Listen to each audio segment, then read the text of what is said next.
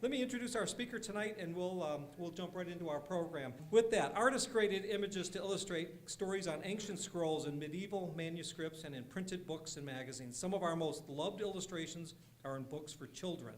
We'll look at examples from the late 19th and 20th century illustrators like Randolph Caldecott and Beatrice Potter, to contemporary award winners like Maurice Sendak, Mo Wilhelm, and Leo Leone. If I'm saying this wrong, Wendy will correct me.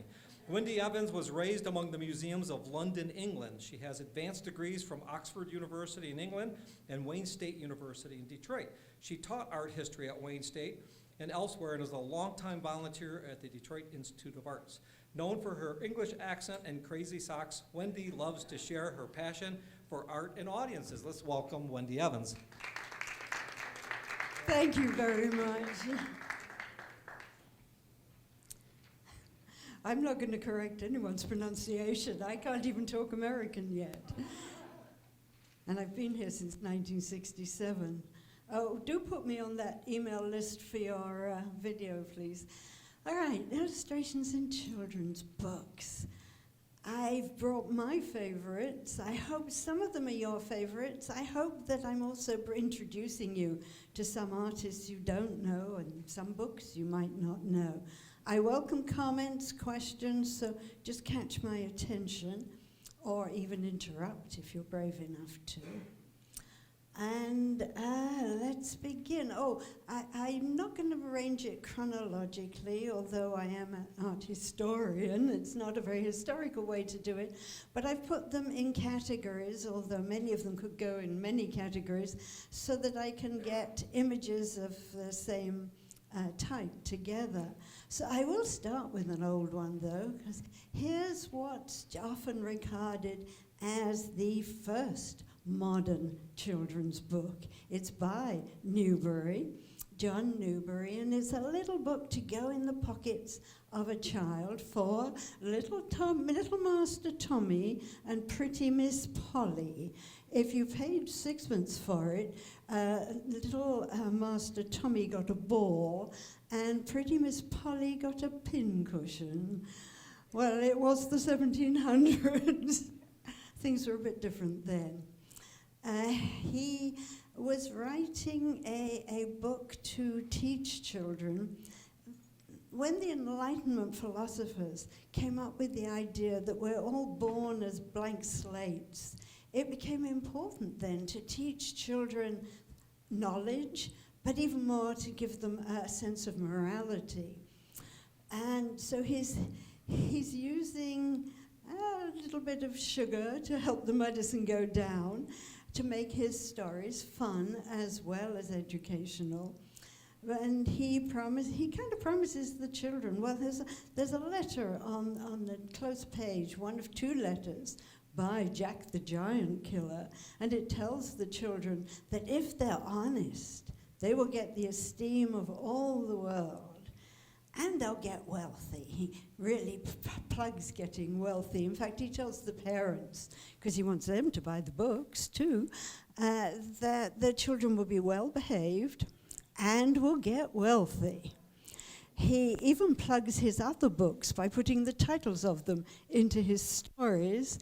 And he's not averse to putting the patented snake oil that he also sells into the stories. The illustrations are nothing much to write home about, which is why the Newbery Award is given for the text of the books. It's the Caldecott that goes with the pictures. Modern children's books are much more colorful. It's got a lot cheaper to work in color. Here's just an example of one of them that won a Caldecott honor. And an artist, Leo Leone, who uses a lot of watercolor to paint with, but he also uses paper cutouts. That little black fish that you see is done in a paper cutout. Swimmy is his name. He's a little black fish who used to live with a lot of little red fish. And the red fish are all done with stamps, handmade stamps that he made and then stamped out so he can do lots of fish. Swimmy felt a bit ostracized from the other fish because he was the only black one. but a great big fish came and ate all the other fish. He could swim faster than they could, so he escaped and swam on till he met a lot of other little red fish who were scared to go out because they were worried they might get eaten.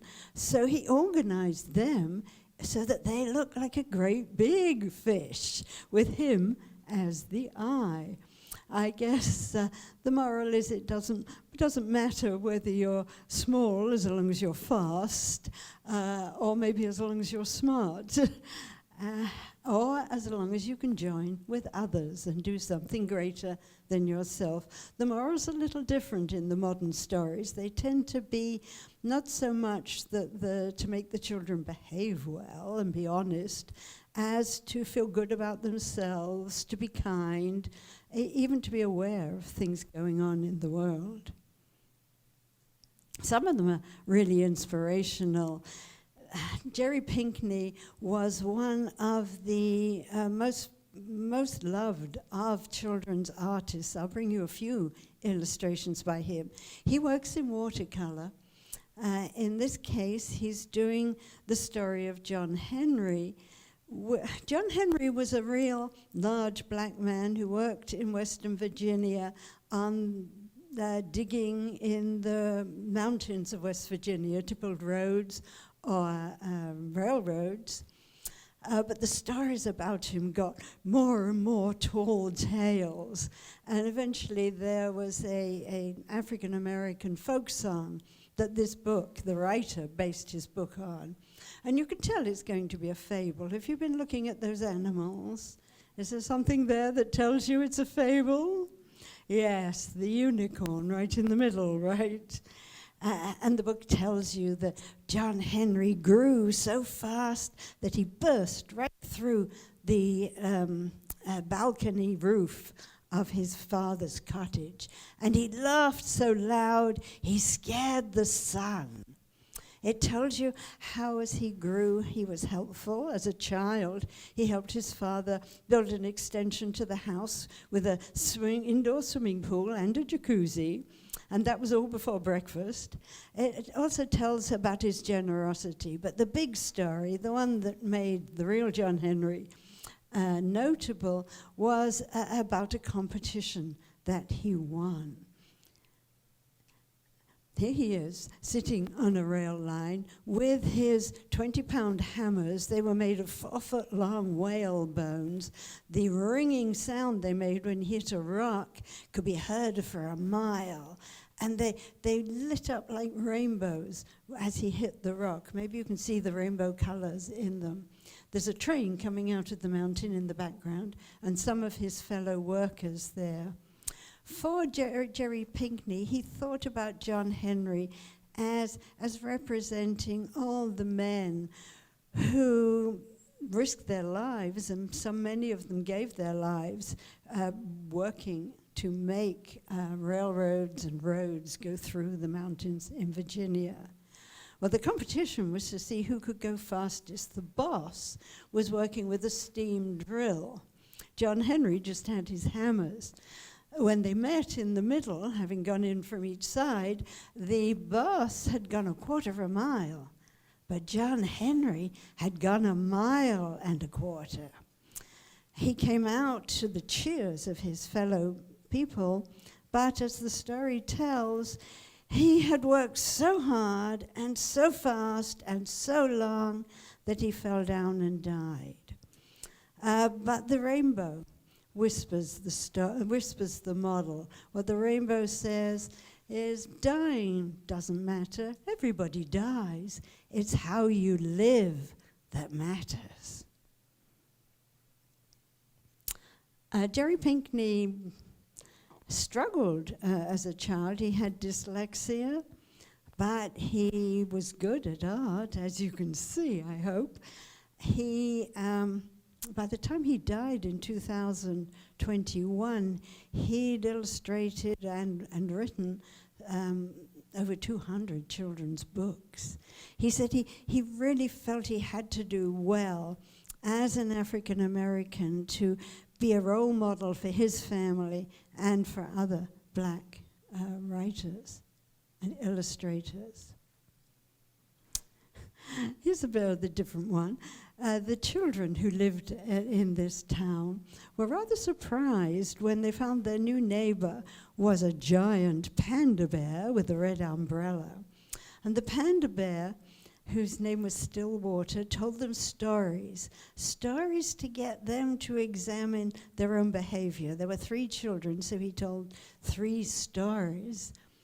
The illustrations about him and the children are in watercolor, like this one is, but the stories he told are illustrated in Chinese, like Chinese brush paintings, and they're doing Chinese brush paintings there.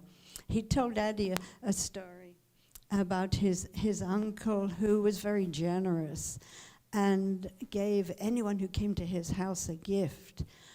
But a robber came to his house, and when he confronted the robber, he looked around and he had nothing left to give except the tattered robe he was wearing, which he gave to the robber. And then he went out on the balcony and looked at the moon, and he was feeling really sorry that he had nothing as beautiful as the moon to give to the robber. Addie says, "Your uncle sounds nice. I don't think I could have given away my only robe." "I know that how that is," said Stillwater, "but there's always the moon." This one was, they're all Zen stories, or this one's a Tao Zen story about 2 monks pictured as mice. But here you see the kind of illustrations. They had been walking along and they came across a young woman who was yelling at her attendants. They were all carrying all her packages, but she'd come to a puddle and she didn't want to walk through it because it would ruin her silk dress. She wanted them to pick her up, but they couldn't. They were holding her packages. So the older monk picked her up, put her on his back, carried her across the water, put her down. She brushed him aside and went on her way. And the 2 monks went on walking, and the little one was getting more and more upset. And eventually he couldn't keep quiet. He said to the older monk, "That woman there, she was really rude. You carried her over the water and she didn't even say thank you." The old man says, "I put her down an hour ago. Why are you still carrying her?" So here we've got Caldecott, who back in the 1800s is doing children's books with a lot of illustrations, and it's the Caldecott that's given for the best illustrated children's book. Do you know The House That Jack Built? It's one of those rhymes that builds up sentence by sentence. So here's the first one, and every page has one line with a line drawing, and opposite it, a colored drawing. So this is the house that Jack built. And by the time you get to the end, you've got the whole poem with the farmer who sowed the corn in the picture. His books also advertised. They're all his other books that are listed up there on the back cover. Do you know this one? This is, it became, yes, some of you do. Oh, if you don't, you have to read it. I'm not going to tell the whole story. But it's about a mouse. This is one that rhymes, and I think children's books are great when they rhyme. And it's very well illustrated. A mouse took a stroll through the deep, dark wood. A fox saw the mouse, and he looked good. "Where are you going to, little brown mouse? Come and have lunch in my underground house." "Oh, it's terribly kind of you, fox, but no, I'm going to have lunch with a gruffalo." And he tells the fox what a gruffalo looks like. He describes him with his terrible nails and terrible jaws, and tells him he's meeting him there by the rocks, and his favorite food is roasted fox. And he does this with a variety of predators, scaring them into going away as he goes on through the wood. And eventually he does the same with a snake by the lake. The gruffalo's favorite food is scrambled snake. Silly old snake. Doesn't he know there's no such thing as a gruffle? And you have to turn the page. And the mouse says, "Oh," because there's the creature exactly how he's described it. And all the little kids I knew could just tell you all the things about a Gruffalo. But the Gruffalo thinks the mouse might look good to eat too, so the mouse says, "Oh no, you can't eat me." It's all in rhyme, but you can't eat me. I'm the scariest person in the wood. You just walk behind me and you'll see. So he goes back through the wood, meeting all the former predators, and of course they run away. And then eventually he says that everyone in the wood is afraid of me, and now my tummy is beginning to rumble, and my favorite food is Gruffalo crumble. And of course the Gruffalo runs away. The same author and illustrator, there's quite a few books, but actually my favorite in terms of the illustrations is this one, Tiddler. Tiddler's the little fish with a big imagination. He blew small bubbles, but he told tall tales. He's always late for school. And you see all the fish at school with their little rocks as their tablets, and they've drawn fish skeletons on it. They're studying anatomy. And the teacher calls the register, and Tiddler's late. And that keeps repeating, and the kids love to just repeat it as you tell the story. And you hear all the tall tales. I recommend this one if you haven't seen it. And the latest book I'm going to bring is this one about the buffalo, who's a big, scary creature. The other creatures he meets want to play with him, but he's not going to play with them. He shouts at them. He says, "I'm the buffalo fluffalo. I heave and I huffalo. Leave me alone because I've had enough-alo." And the kids just love making up those words. But he's out one day and he's just about to shout at one of the other creatures when the sky gets dark and the rain begins to fall, and it pours and pours and pours, and he gets wet, and all his fluffy fur. So now, as the crow says, he looks just a pipsqueak. But all the other creatures realize how sad he is, and they still want to be friends, and so they gather around him. The prairie dog says with a smile in his eyes, "You're just great, whatever your size." So they all end up happily. Kathy told me about this book that you have in your archives here at the farm. So I looked up Emma Brock, and here's the story. It's about Heedless Susan, who the author lives in Montana. But Susan goes to stay with her grandparents on a farm. It's called, I think the place in the book is called Waterford. But the way it's described and the people who are described, it's very clear that it's really Stony Creek. And I drove through Stony Creek Village to get here. I thought it was an interesting idea for a story because there she is visiting her grandparents. And the story is all about how she forgets to remember. And her face turns pink as a pink peony, a very pink peony, because it's embarrassing to forget things. Now, where did I put that key, she says. I think that's funny because it seems much more likely that it's the grandparents who can't find their key. I couldn't find my gloves when it was time to leave today. The author's favorite story is this one about the runaway sardine, and I brought it because in the early times in the 1900s, it was very expensive to do color illustrations. So here she's done her drawings and she's written out the words, but she's used a splash of different color on different pages so that it brightens it up and looks more cheerful. This one's set in Brittany. A snowy day. I'm sure most of you know this one. I hope so. My kids loved it. Here's the little boy out in the snow. He's making footprints in the snow. He's hearing how the snow goes crunch. It starts off, though, with him waking up in the morning and seeing the snow on the buildings.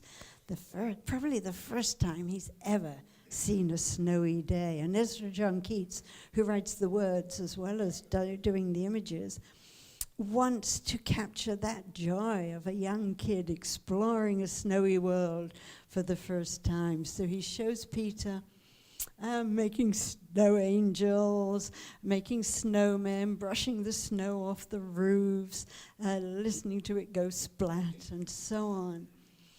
They look like very simple illustrations, but actually he does them in a lot of different ways. Some of it's paper cut out. Don't know if you noticed in this one, the fabric cut out and the wallpaper, they're all taken from real things that he's made a collage for the picture. He said he felt just like a child playing without any rules. So here's all the play. He's obviously remembering the time when he in Brooklyn woke up and saw snow and played in it. And at the end of the day, when his mother calls him in to dinner, he packs up a big snowball and puts it in his pocket for the next day. Yes, as you can imagine, it melts. Look at the background here. The artist has taken a toothbrush and gone that to get the India ink splattered there. He felt very sad, but you'll have to hear the rest of the story later. One of the special things about this book was it was the very first book. This is 1962. It was the very first book that showed a child who could be any child exploring the snow as a black child.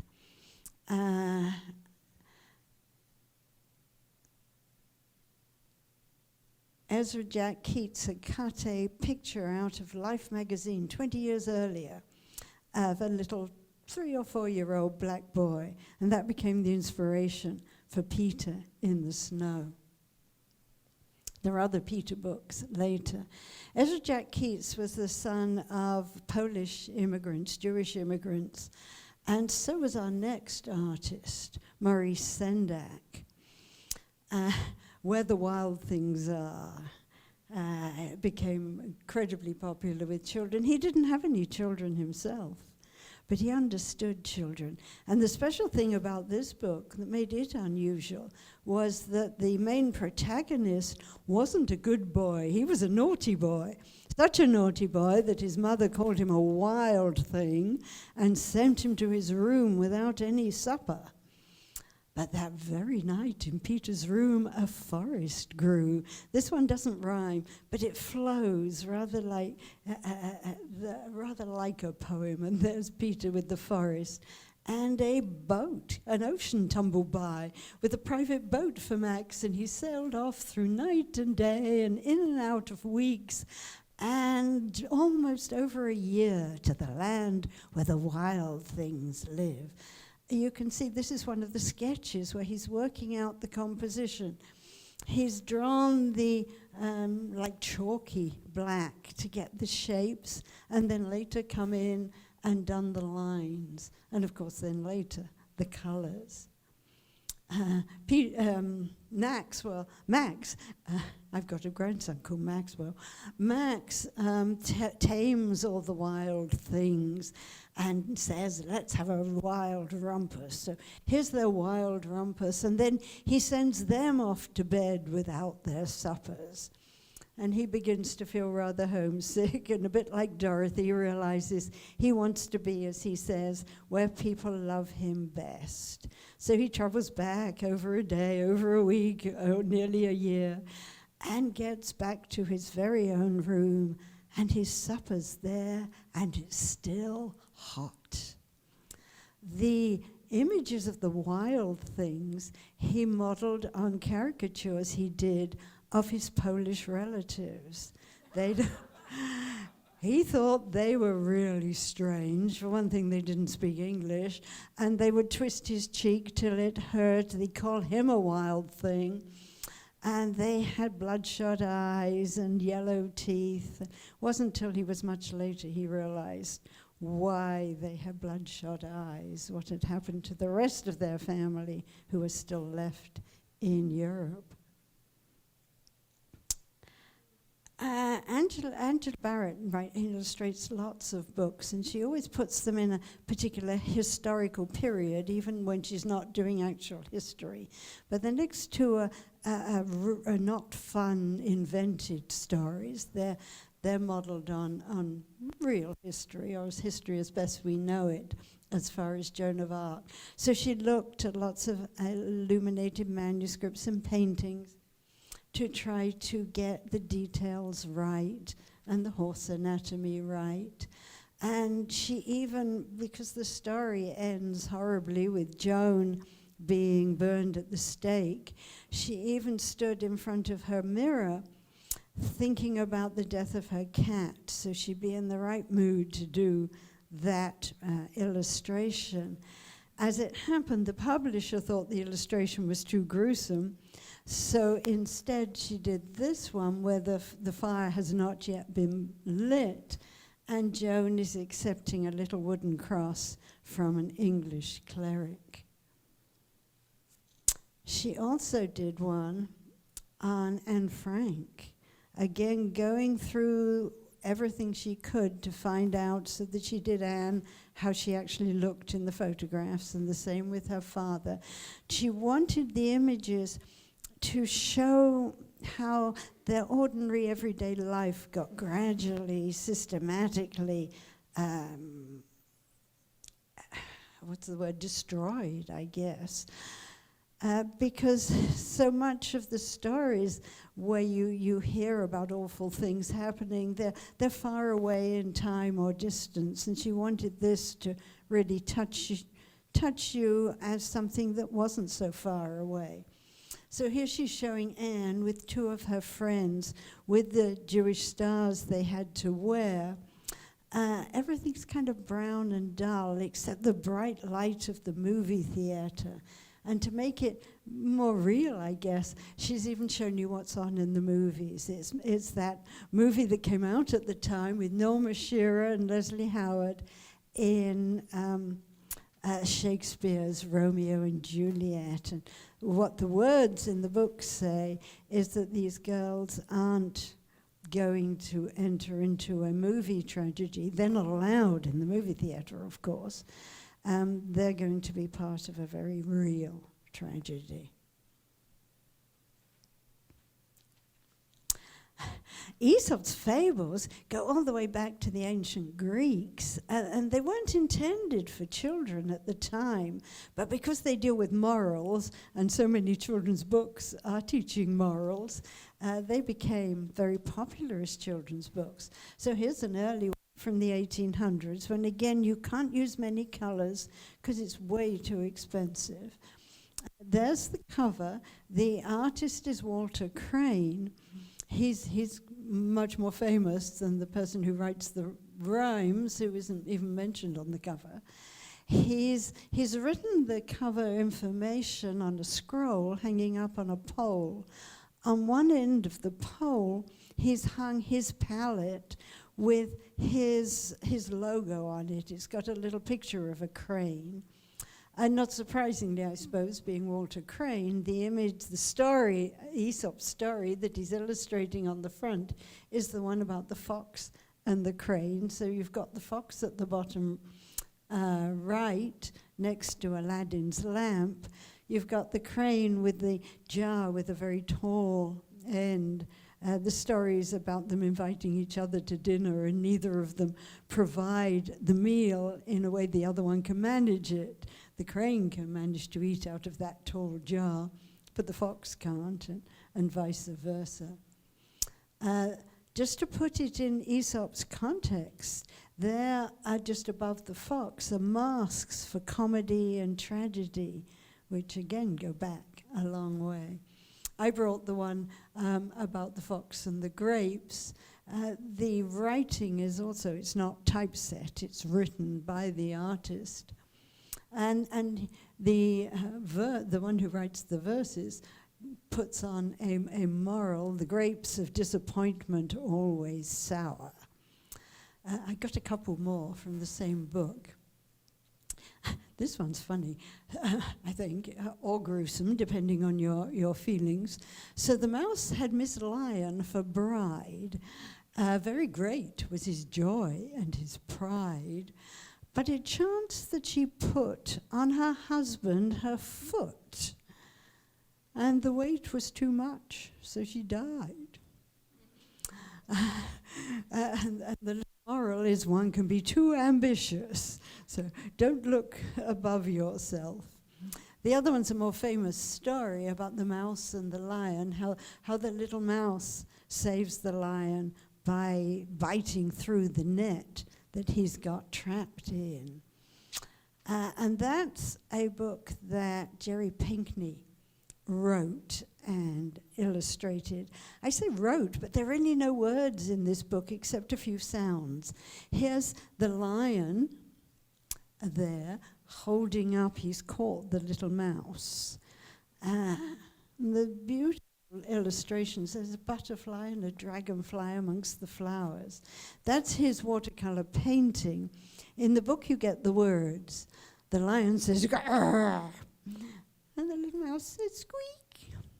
There are other sounds like the putt-putt of the truck that belongs to the poacher whose trap the lion gets in. But the lion, as you see in the pictures, lets go of the mouse. The idea is the kid can read it for himself, even if he can't read words yet. And he sets the whole thing in the Serengeti, so gives him a chance to do more wonderful animals. He got a Caldecott Medal for that one. He did another Aesop's fable, this time with words, but very few words. This is The Tortoise and the Hare. I love the way the title goes along the hare's back. These are a bit more anthropological animals. The tortoise is dressed like a railway engineer, and the rabbit has that black and white scarf around his neck that the guy uses as the flag to start the race, and at the end of the race it becomes the winner's cape. But he just puts one extra word per page, if that. So it starts off with slow, with an image of the tortoise, and then slow and, as the tortoise rumbles along and finds it very hard to get through that pond, whereas the hare just jumps right over the pond. Then on the next, with this image, you get slow and steady. He set it in the desert southwest of the US now with those cacti and frogs. Slow and steady wins is when the tortoise is overtaking the snoring hare. Slow and steady wins as the hare is desperately trying to catch up. And then at the very end, you've got slow and steady wins the race, which is the moral of the story. I don't know if you noticed, but the front cover, the tortoise is lumbering along, the hare is racing. On the back cover, they've become friends, and the hare is going slowly, just like the tortoise. Here we're back in the old days. This one, I've got to read you the rhyme so you know, but there's a lion here in Egypt, to judge by the pyramid. It says, the lion's glance is proud and fierce, his eyes the land do seem to pierce, and yet he will not seek your life, or tear you in a bloody strife. But the danger rather is that you, as little children tend to do, may tear the lion in your play by being rough to him one day. The tabs are not marks to mark pages. They're the clue to how you might spoil the book. If you look at this one, it can move sideways, and that turns, the lion's head will turn sideways. But many of the pages don't have tabs. they're pop-ups. This is one of the very first pop-up books for children. Pop-up books weren't invented for children. Actually, scientists and mathematicians did them to illustrate, to help illustrate some of their more difficult theories. I'll get you a modern pop-up book later. Beatrix Potter, this was the first book she illustrated. There are only 3 copies of it left. This one belonged to Maurice Sendak. He was very impressed with her work. He gave his rare book collection to the Free Library in Philadelphia. But of course, the one she's most famous for is Peter Rabbit. There's the tale of Peter Rabbit. I love the way the illustration she puts on the front stresses the tail of Peter Rabbit, the T-A-I-L. There's a gruesome story in this one too, because this was one of the very first children's books that wasn't there to teach moral lessons. It was really just for fun, and because Beatrice Potter just loved nature, so her illustrations are wonderful. But she tells in all the stories, whenever you pick up the book, you'll have the bit where she tells Peter Rabbit and his siblings not to go into Farmer McGregor's garden. But in her original, there were 2 more pages that were not shown in this early edition and are not shown in some of the American editions I've seen, although they were in all the English ones I got to. But the 2 additional pages were this, explaining why not to go into the garden. Your father had an accident there and was put into a pie by Mrs. McGregor. And there's Mrs. McGregor handing the pie. Frederick Warne, the publisher, thought it was too bad for children. But children like that kind of stuff, don't they? That didn't show how beautiful her illustrations are, so I brought these 2 from another book. No matter how anthropomorphic her animals are, they're always just so realistic and lovely. Disney tries to get us to see Pooh a different way, but it's the original line drawings that I grew up with that I love. Here's the very first one in the book, where Pooh is, here's Edward Bear, coming downstairs now, bump, bump, bump, and Pooh says to himself, there must be a better way of coming downstairs if I could only stop bumping for a moment to think about it.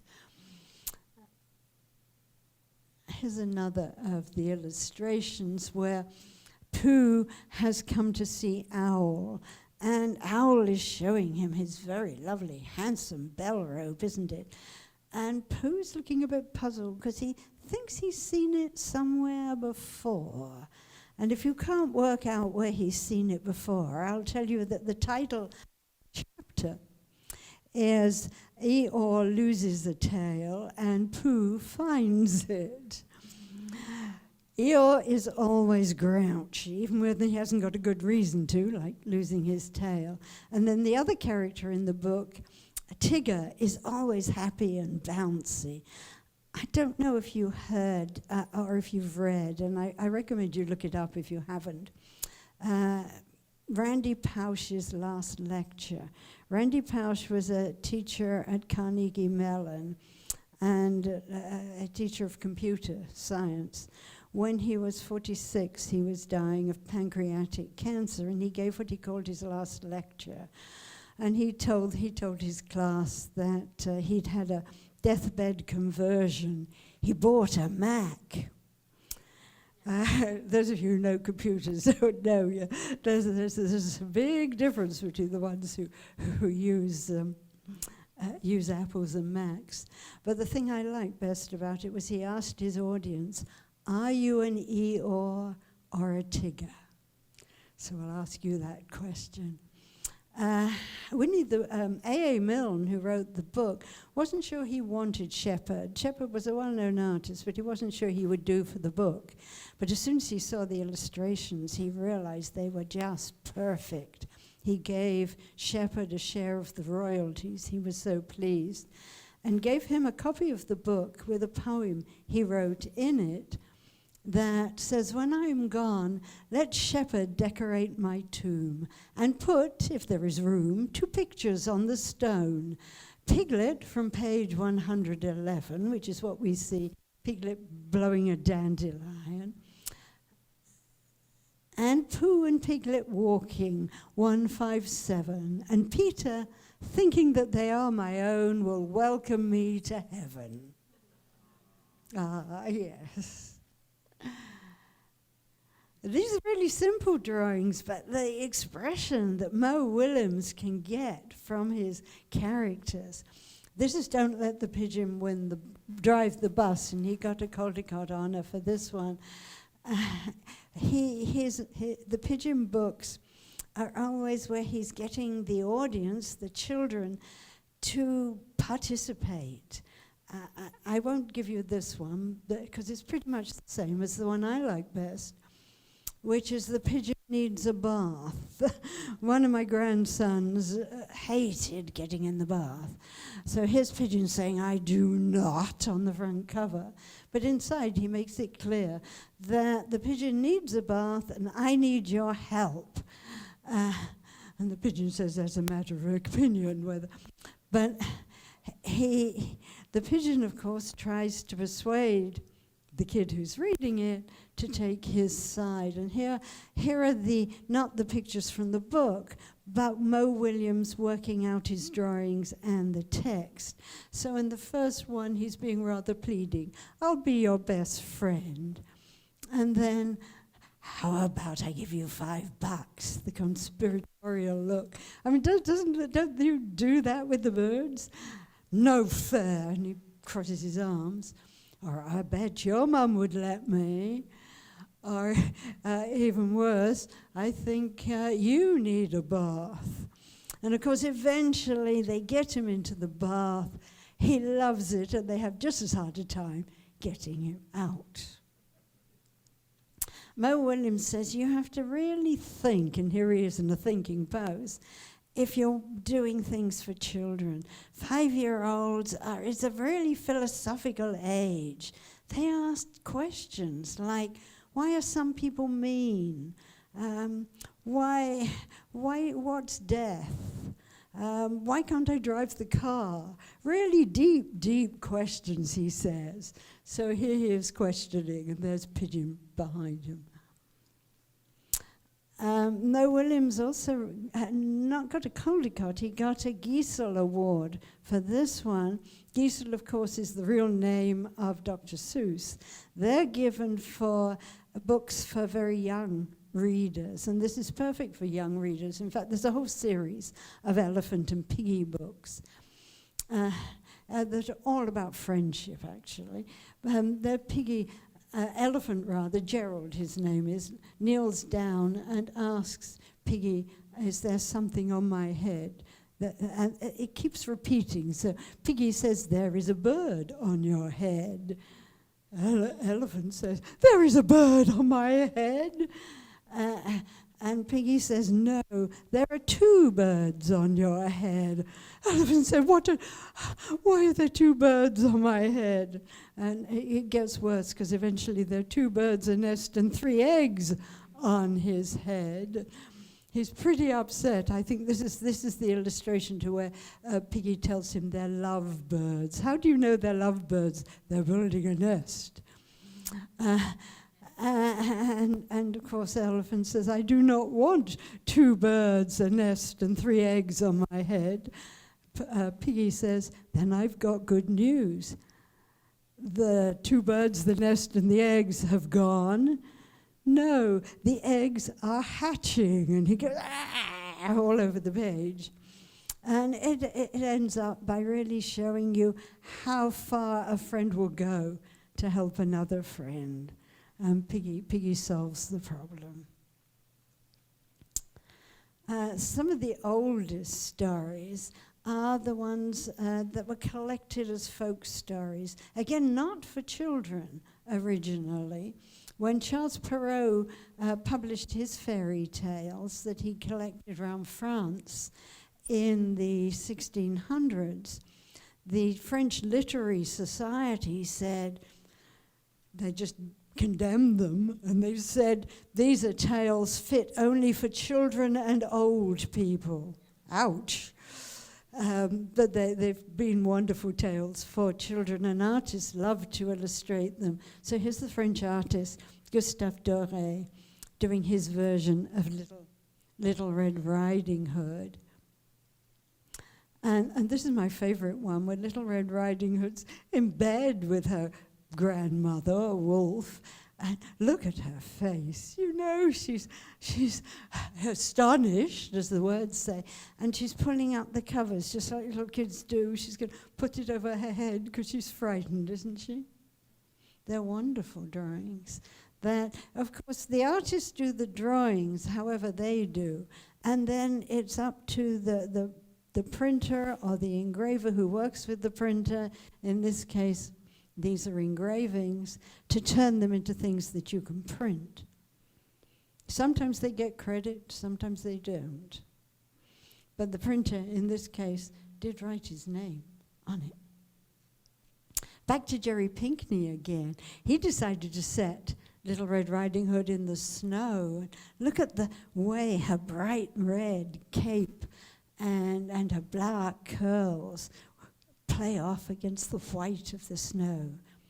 I hope you noticed her stockings. I did. And look at the parcel that she's got for her grandmother, wrapped up in fabric and tied with a red ribbon in her basket. And there's the wolf. Do you think he looks hungry? Another one of those old stories. This is Snow White. This is Nancy Burkett's most famous book that she did get a Caldecott honor for.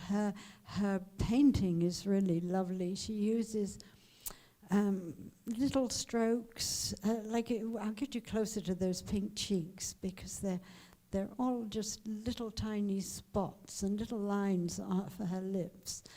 Snow White, of course, her mother wanted a child whose skin was white as snow, whose lips were red as blood, and hair as black as ebony, which is what she has drawn. There she is. Look at the painting there. Her mother here is sewing a cap for the expected baby. And again, she's got a lot of pattern into the color. They're not flat colors.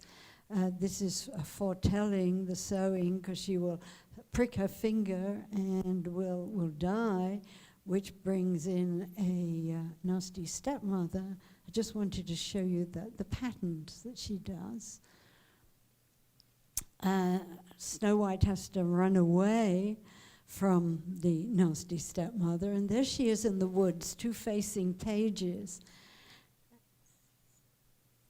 How many animals can you spot? It's really easy to see the big one, and big deer, and the little Bambi, and the wild pig. But I think there are about 7 on this page, and 7 on the other page too. Some of them are camouflaged, some of them are just peeking out.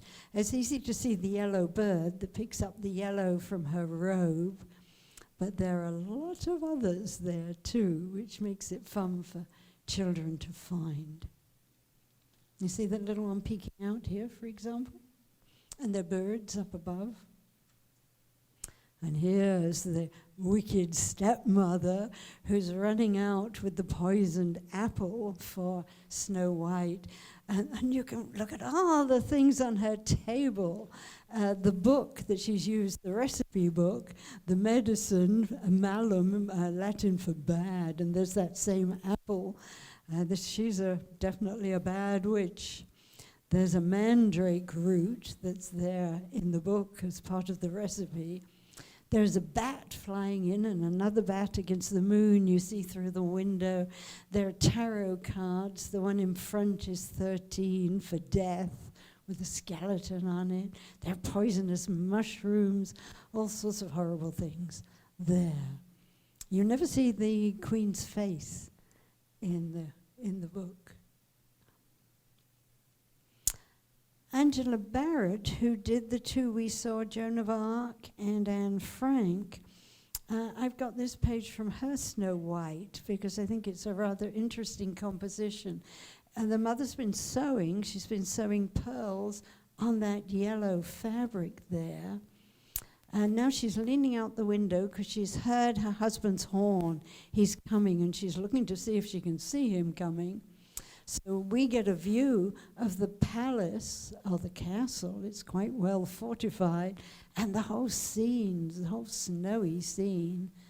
And did you notice on the snow of the balcony, there's one little spot of red blood? The other thing about it is the way she's shown you a whole sequence of rooms on the other side, rather like Dutch painters did in the 1600s. You can go from that cat that's sitting on her robe, past the mat and the chest of drawers, into the room with the cradle for the expected baby, and on into the room with a vase of flowers on the table. Here's another one that Disney's had his hand on. Talking of Disney, I bet you think he invented spin-offs, commercial spin-offs, but it was actually Beatrice Potter. The year after she wrote and published Peter Rabbit, she made a rabbit doll that she patented. She made china tea sets, little china tea sets. She made baby blankets. And they were licensed by her publisher, so Warren and Company did very well, and she had an independent income coming from it. But still, Tenniel was the first published illustrator for Alice in Wonderland. Actually, Charles Dobson, who's the real name of Lewis Carroll, did his own illustrations, but as the book was being typeset, they finally managed to persuade him he'd better get somebody who was a better drawer than he was to do them. So here's where Alice first sees the white rabbit looking at his watch. I'm going to be late. How would you do a Cheshire cat that ends up with nothing but his smile? I think that kind of works for the Cheshire cat when she first sees it. Of course, the space is there for the text. Neighbor Lucy Atwell was a very popular English artist in the early 20th century, and Lewis Carroll wanted her to do the anniversary edition. Her works are always rather sweet. There's never anything scary or gruesome in them. Look at those little chicks swimming in that pool of water that Alice's tears made when she was big. She's now small because there's that big mouse next to her. And rather sweet. I don't know if you think it's rather too sweet, but she was very popular. And this is the other pop-up book I promised you. Robert Sabuda was actually born in Wyandotte and grew up in also in Michigan. The actual place has gone out of my head at the moment. Talk about Susan being forgetful. But he's an amazing pop-up book maker. I'll get you close to these. You get a better idea how complex that pop-up is. He works in New York now, but he did grow up in Michigan. Robert Ingpen's Australian, and I think he kind of captures the magic of the stories he illustrates. At first glance, Alice doesn't look quite so small as she does in Tenniel's original one, where she's only just peeking over the top of the mushroom. But if you look at the grass and the flowers there, they go all the way up her skirt, almost to her waist. So she really is tiny. This is a little mushroom meeting the caterpillar. I had to bring Peter Pan because my name Wendy didn't exist until the author J.M. Barrie invented it for the story. It didn't become Peter Pan and Wendy for a while. This was a short story that he wrote about Peter Pan, but I brought it because of the view of London. It just That's where I grew up. You can see Westminster, you can see the dome of St. Paul's, even the Tower of London, and then all that smoky fog from the coal fires at the time, and Peter, of course, flying across. The Peter Pan and Wendy, when the book then was published, it was Bedford, Francis Bedford, who was the illustrator. And in this image of the Neverland, he's got all the characters. He's done Peter Pan, rather like the old Greek Pan, blowing his pipe, and the animals have come around and been tamed by his pipe. But maybe you can see there's the pirate ship with Captain Cook on it. The Lost Boys are playing on the mountain. They're Indians and pirates. Did you find the crocodile? If you look behind the tree that's behind Pan, maybe you'll find the crocodile. J.M. Barrie wanted Lucy Mabel Atwell to do the anniversary edition, so that's her version of Wendy sewing on Peter's shadow. But it was Ingpen, the Australian, who did the 2000, he was chosen to do the 2004 edition. And doesn't that, I think he looks magical. There's Peter Pan with Tinkerbell, and you can see all the fairy dust around them. He was the first one of all the illustrators to actually show Peter in a costume of leaves. Barrie doesn't describe him very much. He says that he didn't grow old. He always had his baby teeth. He was a pretty looking boy. And his clothes were made of leaves and the sap from trees, stuck on with the sap from trees. I'll get you a bit closer so you can see the drawing. Oh, I thought I only have one more, but I've got two. Hans Christian Andersen. Back to the old where you had to do it really in black and white, but how much you can do. It's a really organized, rather lovely illustration. Can you find the frogs? I think the good illustrators always have things to tease you, to get the children to get interested. Now, you could have color printing, and that book has color prints, but they're done on their own pages, and they're bound into the book with tissue paper over them so the colors don't bleed into the next page. But there's the little mermaid putting beautiful seashells over the marble statue she found in a shipwreck. And finally, the Emperor's New Clothes. Going back to Angela Barrett, who we've seen 3 times already. This time she does the old story that's quite well known, but she gives it a cast of dogs as well as people. Dogs that sniff the emperor's shoes, that pose on the emperor's hat, and play with his fabric, look in his mirrors. The emperor had a coat for every hour of the day, so there's plenty of playing around. But this one tells really the important part of the story. The people over here are the tailors who have made a suit for the emperor out of the cloth they showed him that only wise people could see. And they're looking pretty proud of their work. And the courtiers, of course, are admiring it. They don't want anyone to know they're not wise. Have you found the emperor? His 2 little feet just show, and there's one dog trying to look up at the emperor, and the other dogs are all rather interested. There's a poodle over there who's half naked herself, and she looks as if she's blushed pink looking at the naked emperor. Now, of course, the emperor can't let anyone know that he isn't wise, so he goes off marching through the town. And there he is with his courtiers holding his invisible a train. It tells you in the medallion that all was fine until a little boy blurted out, "The emperor's got no clothes." And you can see all the people in the picture. She's made it 1913, so they're the sort of hats that people wore. You can see them turning to each other and whispering, and that lady over there. And then in the matching medallion, she's very decently shown the emperor without any clothes, but showing his tan lines.